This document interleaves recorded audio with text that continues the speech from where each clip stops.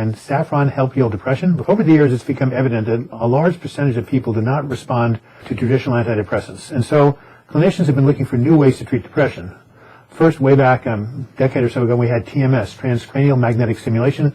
A big magnet goes ahead and has weak electrical currents that go in the front of the brain, helping to restore some joy, maybe. And then we had, what came after that? Oh, ketamine, of course. That was touted as a miracle cure, especially for people who were suicidal. Ketamine, by the way, is an animal tranquilizer. And more recently in the headlines, we've had psilocybin, which was just legalized in Oregon for use in psychotherapy for treating depression, and MDMA, otherwise known as ecstasy, which is being investigated by the FDA for the treatment of post-traumatic stress disorder in veterans. In addition to these more profound treatments, there are subtle substances now being investigated for relieving depression. These include St. John's wort, curcumin, that's how you pronounce it, which is the active ingredient in turmeric, and rhodiola. Now there's a brand new substance on the way, and that is saffron. Saffron is composed of the female reproductive organs of the flower of saffron crocus. And the stamen has what are called bioactive compounds that have a neuroprotective, antioxidant, and anti-inflammatory effect. When someone mentioned that it was being used to heal from depression, I immediately thought of the 1960s song by Donovan called Mellow, and this is what came to me. I'm just mad about saffron. Saffron's mad about me. Had an article called, Is There a Role for Saffron Phytotherapy in Treating Depression? What is phytotherapy? I thought that doesn't mean psychotherapy. I looked it up and it says, the treatment of medical conditions using plants or substances made from plants.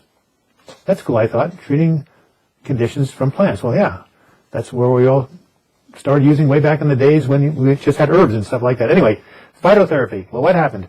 They took saffron over here. They compared it to Prozac, Zoloft, Lexapro over there. 30 milligrams of saffron over here, regular doses of Prozac, Zoloft, Lexapro, and what happened? The results were the same. Saffron did just as well as the antidepressants with one beautiful benefit. No side effects, especially no sexual side effects. Okay, so if saffron's so great, where can I find it? Well, I Googled the term saffron supplements, and what did I find? Dozens and dozens and dozens of them, including one called Happy Saffron. American marketing, right? Problem is that none of these supplements have really been tested by the FDA, or no one really knows what's in them. And then I learned from one of the videographers that that saffron, if you cook it, it releases more of the phytochemicals. Finally, we know how the smell of certain substances can really directly affect our physiology. It goes directly to the olfactory section of the brain. And so it's the basis, actually, of something called aromatherapy, something that's really become popular. Essential oil therapies, you've heard of, right?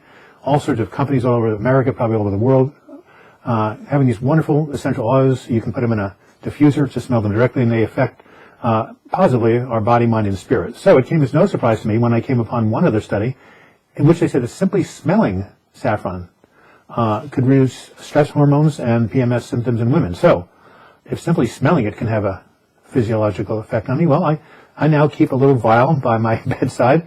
When I wake up in the morning, which is my most difficult time, I smell it, feel better. Maybe it's the placebo effect, I don't know, but that's what I do. Now, if you'd like to learn more about saffron and its uses for depression, just go to the internet, WebMD.